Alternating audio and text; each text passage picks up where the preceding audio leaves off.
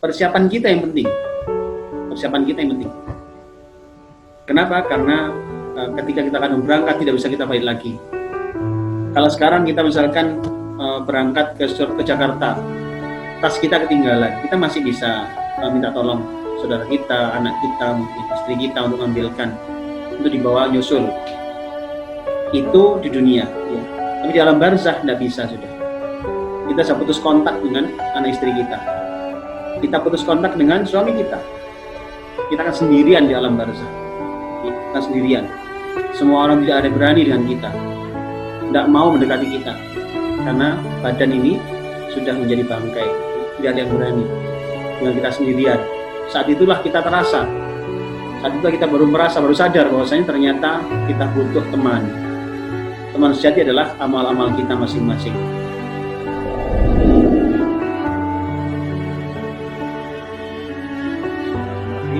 Assalamualaikum warahmatullahi wabarakatuh. Waalaikumsalam warahmatullahi wabarakatuh. Bismillah, alhamdulillah, wassalatu wassalamu ala rasulillah wa ala alihi wa ashabihi man walah, wala hawla wala quwwata illa billah, amma ba'du. Qala rabbi syrah li sadri wa yassir li amri wahlul 'uqdatam min lisani yafqahu qawli. Amin ya mujibas sa'ilin, amma ba'd. Alhamdulillah rabbil alamin.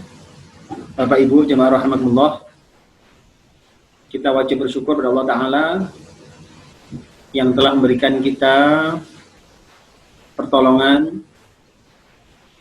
hingga pada malam hari ini kita masih diberikan Allah iman dan Islam, dimudahkan urusan kita sehingga kita bisa berkumpul di sini dan semuanya insya Allah dalam keadaan sehat walafiat lahir batin. Semoga kehadiran kita ini menjadi bagian dari syukur kita pada Allah Ta'ala, dan semoga Allah berkenan menambahkan limpahan rahmat, pertolongan dan hidayah itu kita semuanya, sehingga menjadi golongan orang-orang yang selamat dunia sampai akhirat. Amin ya rabbal alamin. Mas muslimin rahmatullah, insyaallah tema kita pada malam hari ini masih melanjutkan pembahasan tentang mengenal Rasulullah Muhammad sallallahu alaihi wasallam. Tema yang sangat penting dalam kita mempersiapkan diri untuk menghadapi kematian kita, menghadapi pertanyaan alam barzah kita masing-masing, yang bisa jadi suatu kondisi yang sangat mendebarkan, kondisi yang sangat menakutkan, yang kita tidak bisa lagi minta tolong orang-orang. Kita semua akan ditemani amal kita masing-masing. Oleh karena kita perlu membahas tema ini tentang mengenal ma'rifatu Nabi Muhammad sallallahu alaihi wasallam. Sebelumnya mari kita bersama baca suratul Fatihah. Semoga kita semua yang hadir hari ini diberikan kemudahan urusan kita, diberikan hidayah oleh Allah Ta'ala, dan kapanpun Allah mengambil nyawa kita, semoga semuanya dalam keadaan husnul khatimah. Amin. A'udzubillahi minasyaitonir rajim. Bismillahirrahmanirrahim. Alhamdulillah rabbil alamin. Arrahmanirrahim.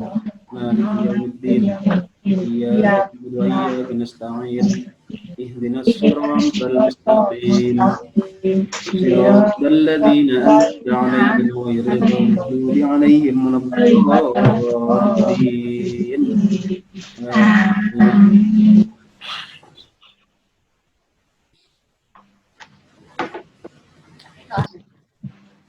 Baik, hadirin Allah, mari kita lanjutkan kajian kita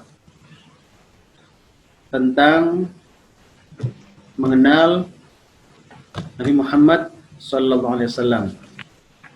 Pada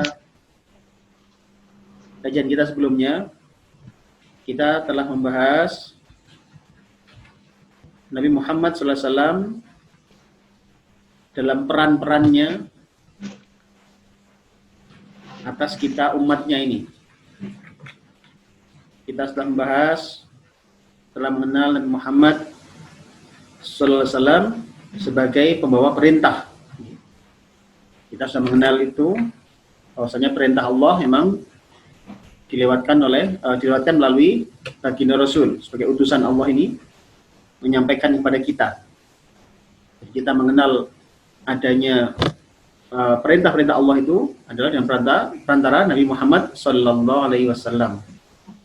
Kita mengenal perintah yang wajib maupun yang sunnah, beserta cara melaksanakannya semua adalah dari contoh-contoh baginda Rasul Muhammad sallallahu alaihi wasallam. Kemudian kita juga mengenal Nabi Muhammad sallallahu alaihi wasallam sebagai pembawa larangan. Pembawa larangan artinya larangan-larangan Allah yang harus kita jauhi itu telah Allah tunjukkan kepada kita melalui petunjuk baginda Rasul Muhammad sallallahu alaihi wasallam. Baik larangan yang sifatnya haram, yang wajib, yang mutlak harus dijauhi, makruh, artinya yang lebih baik dijauhi. Ya. Sehingga kita bisa selamat dari ancaman neraka adalah dengan cara mengikuti Rasulullah. Karena kita bisa tahu mana yang dilarang, mana yang memang itu tidak boleh dilakukan, mana yang mutlak dihindari, atau mana yang dibenci, artinya lebih baik dihindari. Ya. Itu juga dengan contoh-contoh dari baginda Rasul, ya, sebagai utusan, sebagai duta resmi dari pemilik alam semesta ini. Kemudian kita juga mengenal Rasulullah Muhammad SAW sebagai pembawa berita, ya, sebagai pembawa berita. Artinya berita-berita dari langit, ya, itu tidak langsung nyampe kita masing-masing, tapi melalui perantara baginda Rasulullah Muhammad SAW, ya, sebagai utusan Allah. Beliau bawa berita tentang masa lalu, masa-masa yang kita belum pernah ada, belum pernah tahu sebelumnya, otak kita nggak nyampe ke sana, tentang penciptaan alam semesta ini, tentang makhluk-makhluk gaib, ya, tentang masa-masa kita di kandungan yang kita nggak pernah tahu seperti apa. Itu Allah menceritakan kepada kita melalui Rasulullah Muhammad SAW. Kemudian berita yang akan datang tentang kematian, tentang sakaratul maut, tentang alam kubur, alam barzakh, tentang pertanyaan alam kubur, itu semua diceritakan oleh baginda Rasul Muhammad SAW sebagai utusan Allah Subhanahu Wa Taala. Ya.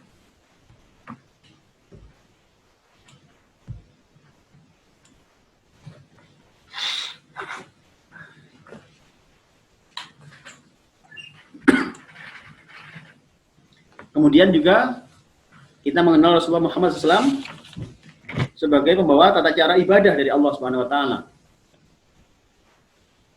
Jadi sebagai pembawa tata cara ibadah, ya, dari Allah Subhanahu Wa Taala. Jadi ketika Allah mewajibkan ibadah sholat, maka Rasulullah menjadi contohnya. Karena tidak mungkin Allah mewajibkan sesuatu sedangkan tidak diketahui cara-caranya. Ya. Kita sudah membahas panjang lebar. Seandainya ibadah itu diserahkan pada kita untuk mengira-ngira sendiri, maka pasti akan beraneka ragam ibadah ini. Mungkin akan macam-macam dan pasti itu semakin nggak jelas. Ya. Maka yang logis adalah Allah menunjukkan tata caranya bagaimana berhubungan dengannya. Bagaimana kita berkomunikasi dengan Allah, bagaimana kita meminta kepentingan dan perluan kita pada Allah, bagaimana kita minta bantuan Allah, bagaimana kita minta perlindungan Allah, semua sudah ada contohnya. Ya. Jadi Rasulullah Muhammad SAW sebagai contohnya. Kemudian kita sudah mengenal inti dakwah Rasulullah. Kita mengenal inti dakwah Rasulullah Muhammad SAW. Ya. Yakni inti dakwahnya adalah sama dengan yang dibawa oleh para nabi sebelumnya. Yakni apa? Ajaran tauhid. Yakni ani abudullah wajtanibut taghut. Sembahlah Allah dan tinggalkan tauhid. Apa itu tauhid? Tauhid adalah selain Allah. Jadi ibadah kita hanya untuk Allah. Berdoa kita hanya untuk Allah. Rintihan kita hanya untuk Allah. Tangisan kita hanya untuk Allah. Harapan kita hanya kepada Allah. Tidak pada yang lain. Bukan bos kita, bukan pemimpin kita, bukan. Karena mereka nggak punya surga. Yang punya surga hanya Allah Subhanahu wa taala. Takut pun takut pada Allah yang utama. Kenapa? Karena yang lainnya tidak punya neraka. Sedangkan Allah punya neraka. Maka takutnya kepada Allah harus lebih hebat dibanding takutnya kepada selain Allah. Hadirin rahimahullah, inti-inti dakwah Rasulullah adalah tauhid tadi. Ya. Nah, hadirin, saat ini kita akan bahas lebih lanjut lagi. Ya. Ini tentang meninggalnya Rasulullah Muhammad SAW. Hadirin, Rasulullah Muhammad SAW meninggal pada tahun ke-11 Hijriah. Jadi meninggal pada tahun ke-11 Hijriah setelah menyempurnakan tugas menyampaikan risalah dari Allah Subhanahu wa taala. Beliau meninggal dunia sebagaimana manusia yang lain juga meninggal dunia.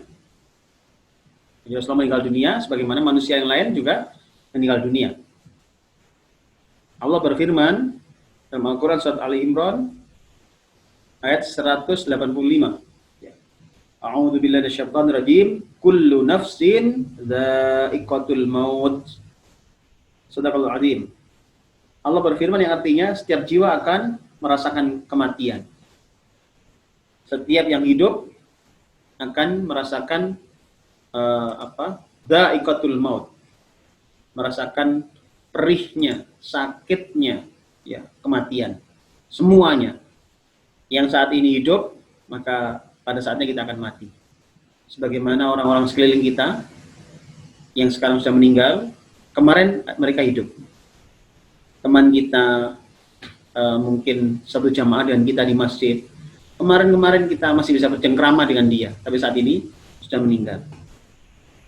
Kemarin masih makan bareng sama kita, tapi sekarang dia tinggal di alam kubur. Artinya kalau yang sekarang di alam kubur itulah kemarinnya adalah hidup, maka jangan kaget kalau kita juga pada saatnya kita akan menyusul mereka. Kita yang hari ini hidup, kita yang hari ini bernafas, kita yang hari ini bisa merasakan kenikmatan dunia ini, kita hidup sama anak istri kita, suami kita, ya, kita bisa bercengkrama dengan mereka, kita makan bakso bersama. Maka persiapkan diri pada saatnya kita akan meninggalkan mereka untuk tinggal di alam barzakh, alam penantian yang pada saatnya kita akan menuju ke alam akhirat. Ya. Di alam barzakh adalah semacam halte gitu. Kita semua akan di situ untuk menunggu kiamat. Setelah kiamat baru kemudian dibuka pengadilan akhirat, kita akan diadili di depan Allah Subhanahu wa taala. Maka persiapan kita yang penting. Persiapan kita yang penting. Kenapa? Karena ketika kita akan berangkat tidak bisa kita balik lagi. Kalau sekarang kita misalkan berangkat ke Jakarta, tas kita ketinggalan, kita masih bisa minta tolong saudara kita, anak kita, mungkin istri kita untuk mengambilkan, untuk dibawa nyusul. Itu di dunia, ya. Tapi di alam barzakh tidak bisa sudah.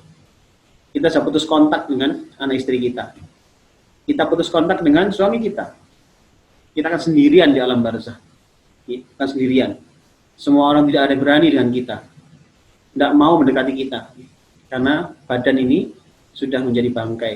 Tidak ada yang berani. Tinggal kita sendirian. Saat itulah kita terasa. Saat itulah kita baru merasa, baru sadar bahwasanya ternyata kita butuh teman. Teman sejati adalah amal-amal kita masing-masing. Maka sebelum terlambat, siapkan sekarang. Siapkan sekarang. Dalam satu riwayat, dalam kitab Nasahil Ibad, ya, itu kan ada nasihat-nasihat bagi hamba Allah. Itu diantara adalah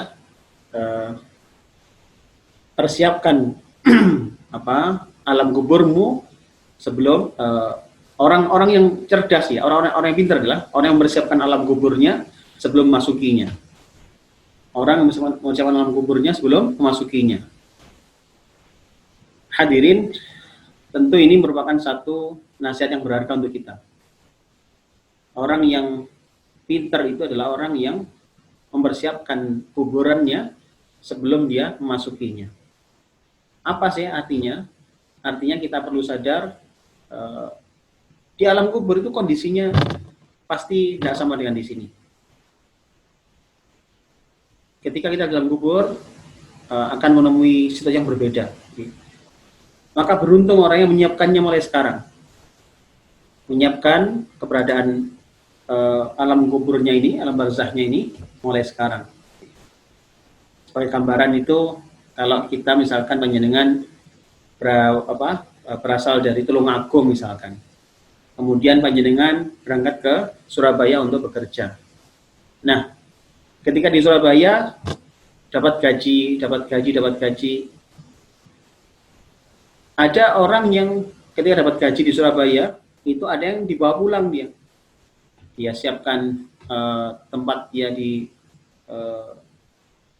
Tulungagung sana, atau di Trenggalek barangkali. Disiapkan, beli tanah, kemudian nyelengi lagi, beli bahan bangunan, nyelengi lagi, sampai wujud rumah. Ada yang beda lagi, ada yang dia punya gaji di Surabaya, dihabis-habiskan aja sudah. Dapat gaji, setiap dapat gaji tanggal 1 dia keliling-keliling sudah, shopping, ya, beli oleh apa, suka-suka sama teman-temannya. Apa yang terjadi? Beda ini hasilnya, hadirin.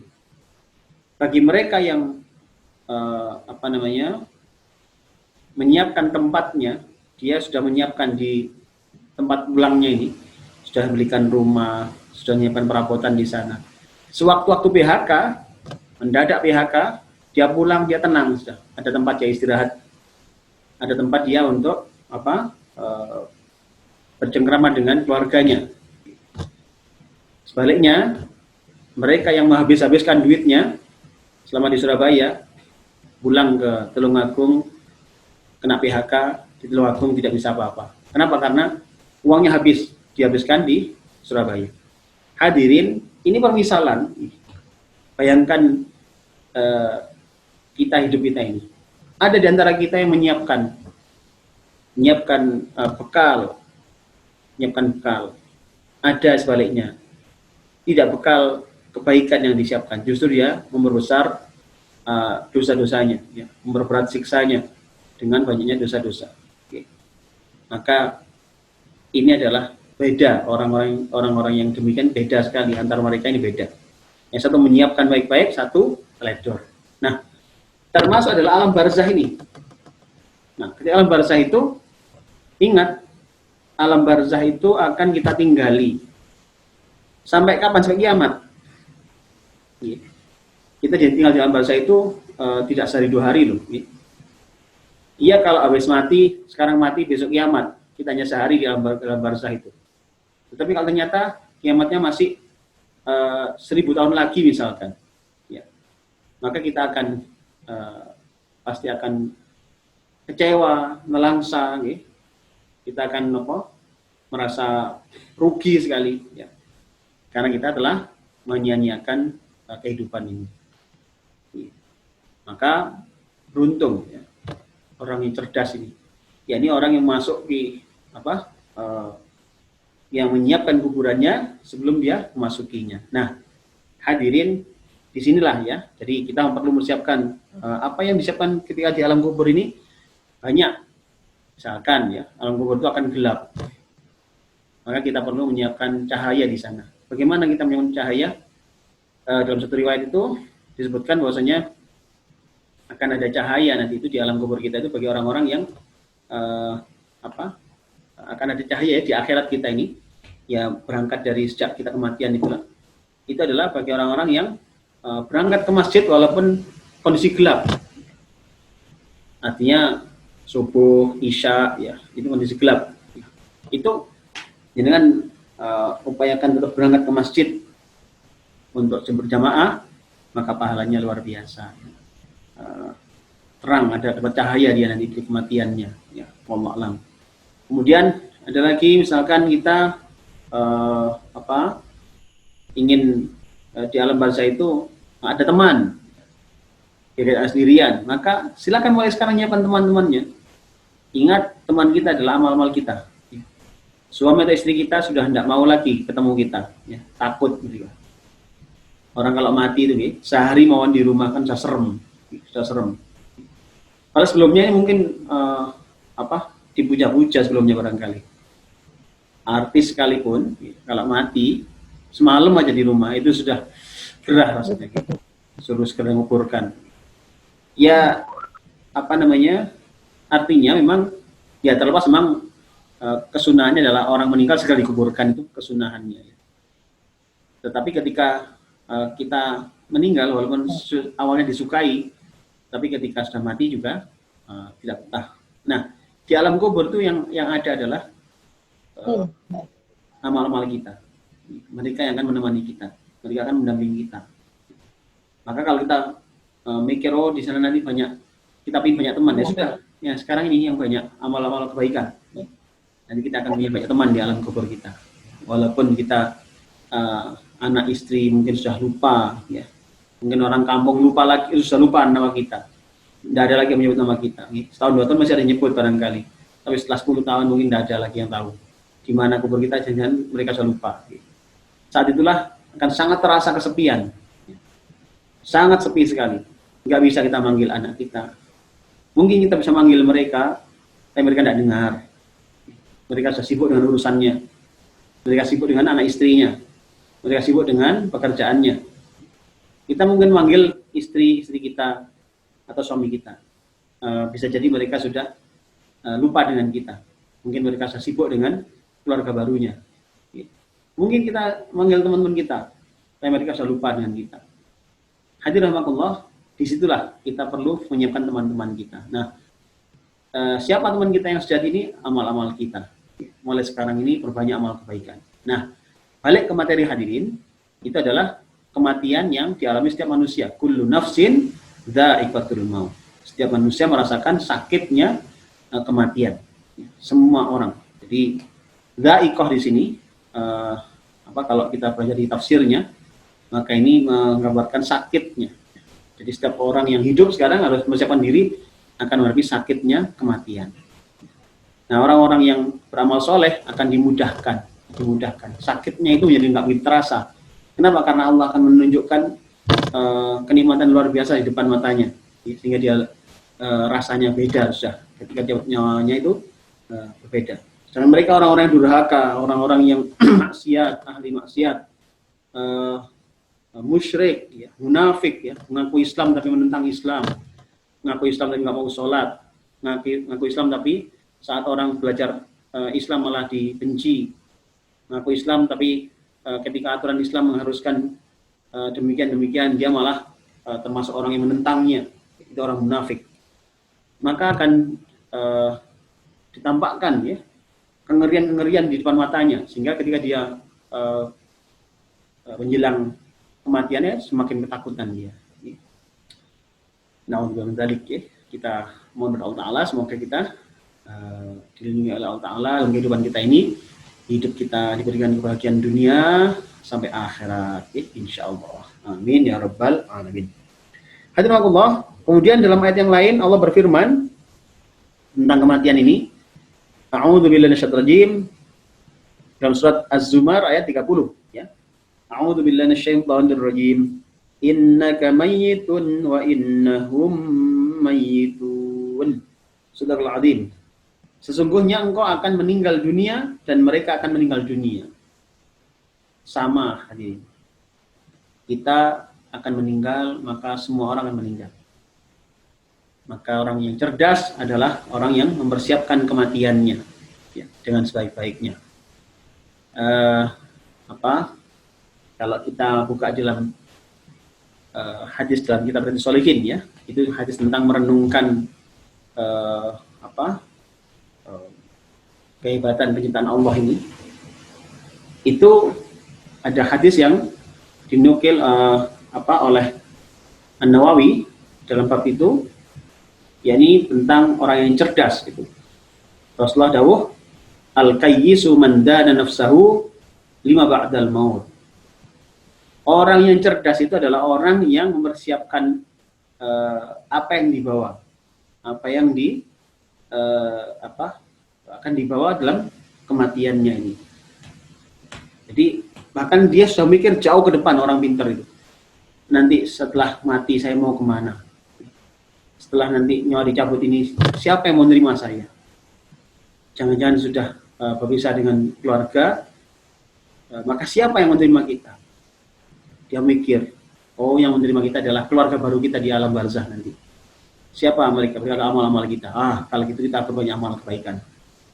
Nyumbang sini, nyumbang sana, berakhlak baik, kita senyum, kan sedekah, senyum aja sedekah. Itu akan memperbanyak amal kebaikan kita di sisi Allah Subhanahu wa taala. Maka Allah dawuh tadi dalam surat Az-Zumar 30 tadi, sesungguhnya engkau akan meninggal dunia dan mereka pun akan meninggal dunia. Jadi orang yang mukmin juga akan mati, orang kafir juga akan mati. Ya. Maka jangan dikira kekafiran akan menolong dia. Ya. Kekafiran akan menjadikan hidup dia baik. Jangan kira demikian. Yang ada malah adalah kekafiran itu akan menjadikan dia terjerumus ke dalam lubang-lubang neraka. Ya, na'udzubillah, na'udzubillah. Beliau Rasulullah Muhammad SAW adalah Rasul terakhir. Tidak ada Rasul sepeninggal beliau. Ya. Jadi Rasulullah itu Rasul terakhir. Ya. Tidak lagi Rasul sepeninggal beliau. Allah SWT berfirman, A'udzubillahi minasyaitonir rajim. Ma kana Muhammadun aba ahadin min rijalikum walakin Rasulullah wa khataman nabiyyin. Shadaqallahul azim. Allah berfirman dalam surat Al-Ahzab ayat 40 ini, yang artinya bukanlah Muhammad bapak salah seorang laki-laki di antara kalian, akan tetapi beliau adalah Rasulullah dan penutup para nabi. Jadi Rasulullah itu bukan hanya Nabi Muhammad itu bukan sekedar bapak seperti kita jadi bapak anak-anak kita, bukan. Artinya beliau punya peran besar yang Allah utuskan pada beliau, yakni menjadi khatamun nabiyyin, ya, menjadi penutup para nabi. Ya. Dalil-dalil dari hadis Nabi bahwa beliau, makanya Nabi Muhammad SAW adalah nabi terakhir mencapai derajat mutawatir. Yang nabi itu nabi terakhir. Hadis-hadisnya banyak, ya, sampai saking banyaknya saling mendukung antara hadis itu menjadi tingkatnya adalah menjadi tingkat mutawatir. Ya, tingkat mutawatir.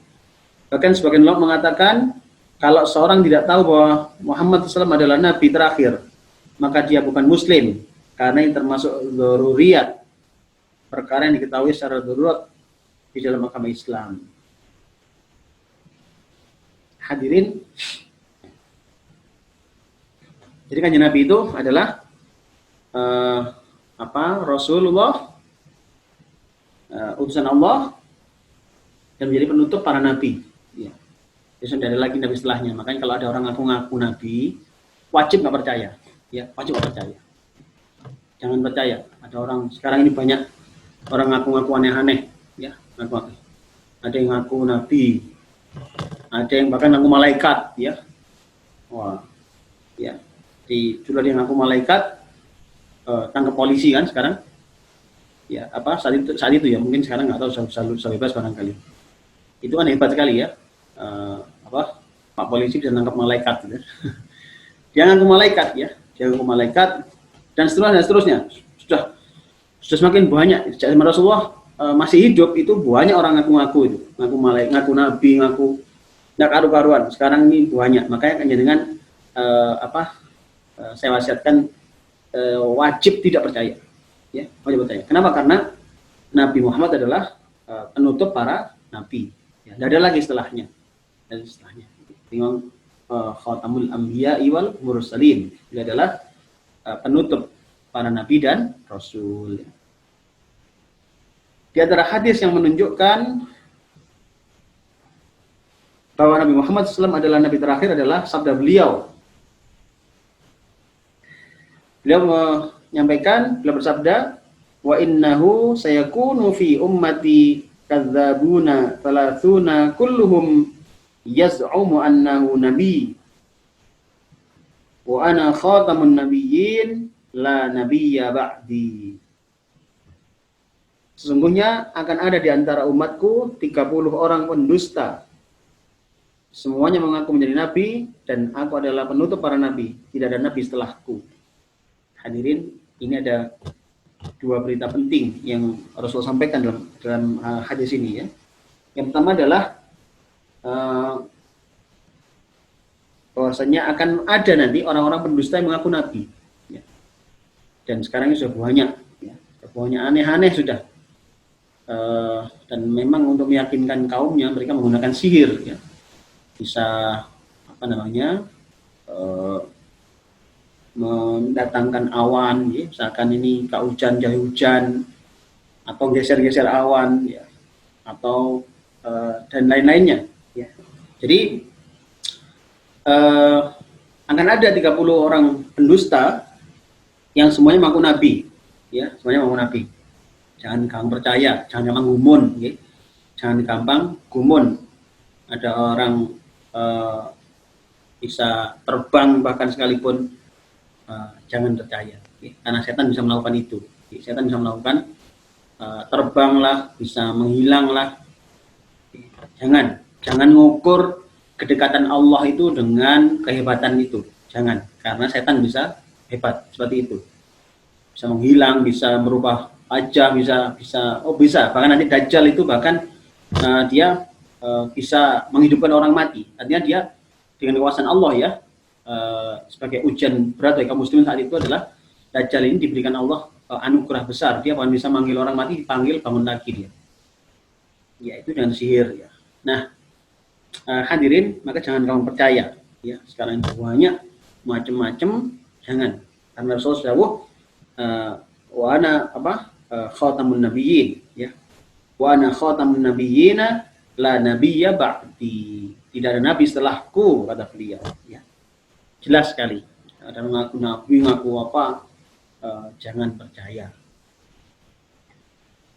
Di antara dari hadis riwayat Abu Daud, ya, nomor hadis 4252, ya, yang tadi, yang tidak ada nabi setelah Muhammad SAW.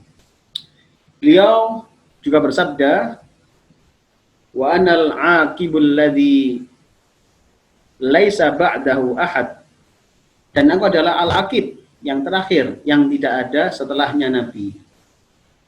Hadirin, kita perlu memahami di sini. Nabi bersabda dalam hadis riwayat Bukhari ini, hadis nomor 4614, ya. Beliau mengatakan wa anal aqibul ladzi laisa ba'dahu ahad. Dan aku adalah al-aqib, kata beliau, yang akhir, yang terakhir, yang tidak ada setelahnya nabi. Jadi setelahnya tidak ada nabi lagi setelah beliau. Nah, kalau dia ngaku nabi, ngaku rasul, ngaku aneh-aneh, sudah, kita wajib tidak percaya. Jangan gumun, ya, sekali jangan gumun. Meskipun Rasulullah Muhammad SAW meninggal dunia, Allah Azza wa Jalla akan menjaga agamanya dengan menjaga sumbernya, yaitu Al-Quran dan Al-Hadis, serta menyiapkan ulama-ulama yang amanah untuk menyampaikan keduanya kepada umat. Hadirin, setelah Rasulullah meninggal, jadi Rasulullah ini sudah meninggal, ya, makanya kita ini sebagai manusia yang beriman, kita perlu memahami itu, bahwa kan Nabi itu sudah meninggal, ya, dan kemudian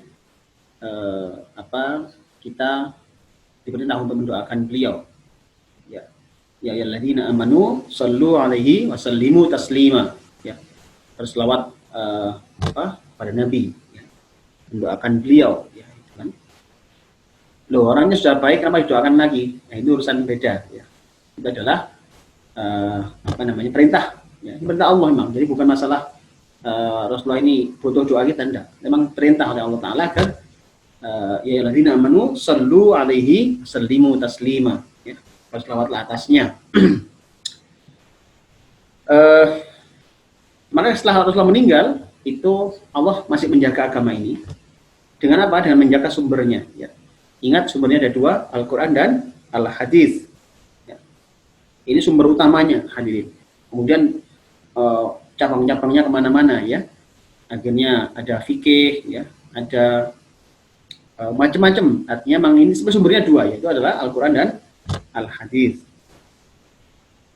Serta menyiapkan ulama-ulama yang amanah, ya kan? Allah juga menciptakan menyiapkan para ulama yang amanah, yang rela berkorban demi Islam ini, rela berkorban demi menjaga agama ini, menjaga Al-Quran. Ya.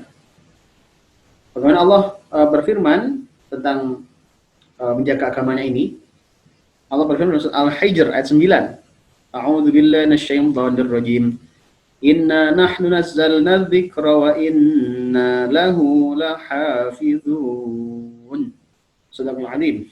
Allah berfirman yang artinya sungguhnya kami telah menurunkan Al-Quran dan sesungguhnya kami akan menjaganya.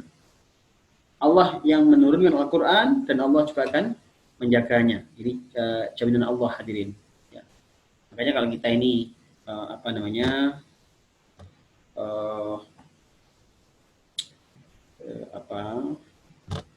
ketika kita masih ada kesempatan ini kita masih hidup, masih sehat, mari ikut menjaga Al-Quran, menjadi penghafal Al-Quran, menjaga Al-Quran. Kita juga jaga hadis dan menghafalkan hadis-hadis. Ya.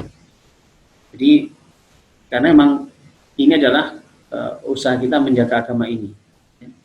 Bayangkan kalau kemudian para ulama sudah tidak ada lagi, siapa yang meneruskan perjuangannya? Siapa yang akan menyampaikan pelajaran-pelajaran beliau? Ya. Makanya kematian ulama itu seakan-akan menjadi kematian alam ini. Ya, jadi kematian alam semesta ini. Ya. Makanya karena gelap, ya, tidak ada lagi yang mengingatkan. Ya. Mungkin setelah meninggal, yang dulunya menjadi pembina di masjid, sekarang sepi misalkan, itu karena sudah meninggal. Makanya kita jaga ini. Tapi Allah sudah menjamin akan menjaga, ya. Allah dalam surat Al-Hijr 9 tadi. Sesungguhnya kami telah menurunkan Al-Quran dan sesungguhnya kami akan menjaganya. Jadi Allah akan menjaganya. Jadi walaupun Nabi Isa tidak ada, tapi Allah akan menjaga Al-Quran dan Al-Hadis ini. Itu melalui para ulama yang amanah. Rasulullah juga bersabda, wa innal ulama'a warathatul anbiya wa innal anbiya'a lam yurithu dinaran wala dirhaman warathahul ilm. Warathu al-ilm, ya.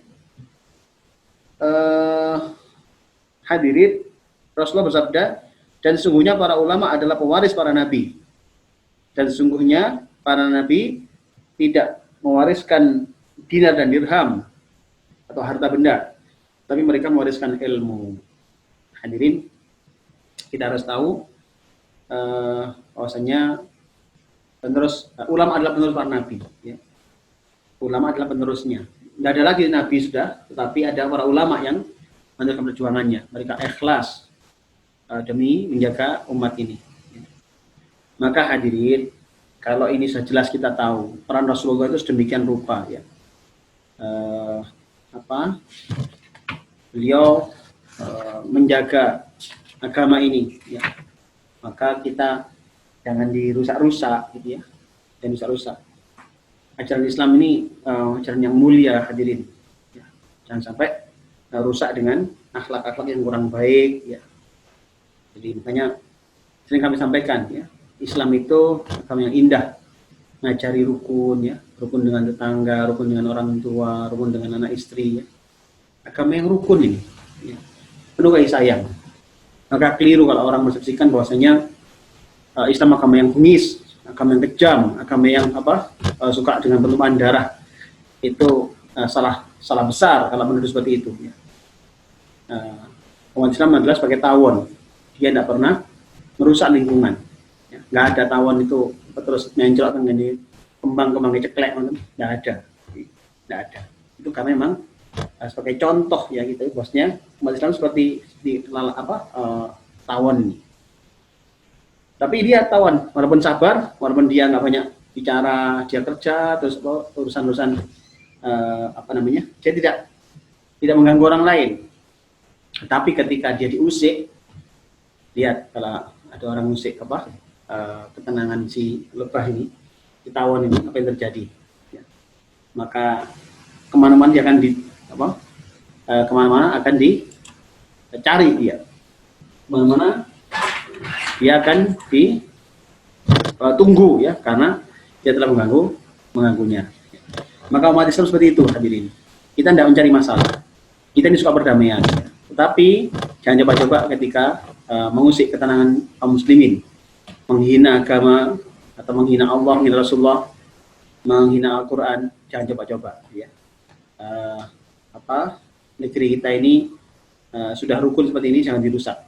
Ya. Hargai perbedaan, hargai mereka yang berbeda pandangan dengan kita.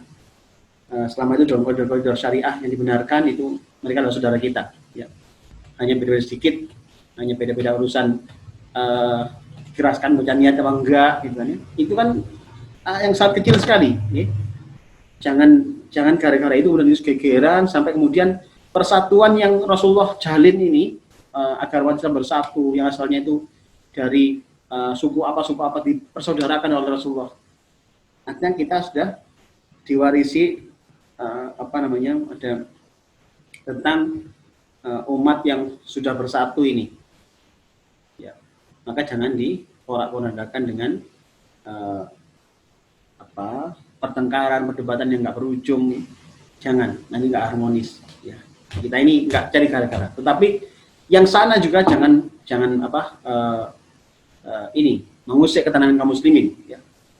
Karena kaum muslimin itu mungkin tidak kelihatan modelnya, ya, kelihatannya lembut, suka senyum, ya. Tapi lihatlah Rasulullah itu, dia adalah orang yang murah senyum sekali. Tapi itu berbeda ketika beliau mimpin perang, ya. Karena mimpin perang beliau depan sendiri, ya. Tebas sana tebas sini, ya. Nebas kepala lawan, nebas badannya dan segala macam itu, ya itulah kenyataannya, ya. Karena memang diusik, ya. Maka ketika diusik itu dimanapun akan dicari, ya. Makanya umat Islam ini penuh kehormatan. Kita tidak nyari masalah, tetapi jangan sampai mengusik ketenangan kaum muslimin, karena muslimin itu tidak akan menyerah. Ya, tidak ada kamus mundur dalam diri muslim, tidak ada. Mundur hanya untuk nyari siasat saja itu ya, tapi ketika mundur benar tidak ada. Yang ada adalah maju. Ya, maka inilah yang perlu kita pahami hadirin. Baik, rahimahullah. Jadi di situ kita perlu, setelah mengetahui peran Rasulullah tadi, peran sebagai pembawa perintah, pembawa larangan, pembawa berita, ya. Kemudian ini dakwahnya adalah tauhid, ya. Maka kita di dalam tema ini kita perlu tahu bahwasanya Rasulullah itu meninggal. Rasulullah itu meninggal. Maka jangan rusak ini pelajaran Rasulullah ini. Kita jaga, ya, kita jaga. Tidak apa-apa kita jaga semampunya, ya. Jenengan yang masih bisa menghafalkan Al-Quran, hafalkan Quran. Jenengan yang nggak bisa baca Quran, ya sudah, sering baca aja, ya, untuk menjaga ini. Saat-saat ada orang main-main malsu Al-Quran, kita ketahuan, sudah kita tahu. Ya. Nah, karena hafal, ya. Kemudian hadis-hadis Nabi juga begitu, ya. Kita hafalkan semampunya, ya, karena memang kita niatkan untuk menjaga warisan Nabi ini. Baik hadirin Allah, mungkin itu sebagai penjelasan kami, ya, terkait tentang mengenal Rasulullah, meninggalnya Rasulullah Muhammad SAW. Ya. Jadi ingat beliau sudah meninggal, eh, tetapi meninggalkan pelajaran-pelajaran penting yang istilah kemudian kita harus menjaganya. Karena memang ini warisan Rasulullah yang kita jaga sampai Allah memanggil nyawa kita. Jadi kita siapkan diri kita menjaga ini. Yang punya duit beli banyak Al-Quran, sebarkan ke orang-orang ini biar mereka ikut menjaga Al-Quran. Kemudian mungkin belikan buku hadis, sebarkan. Nanti mungkin insya Allah kita akan menyelenggarakan begitu. Dan An-Nur sana mau fasilitasi bagaimananya.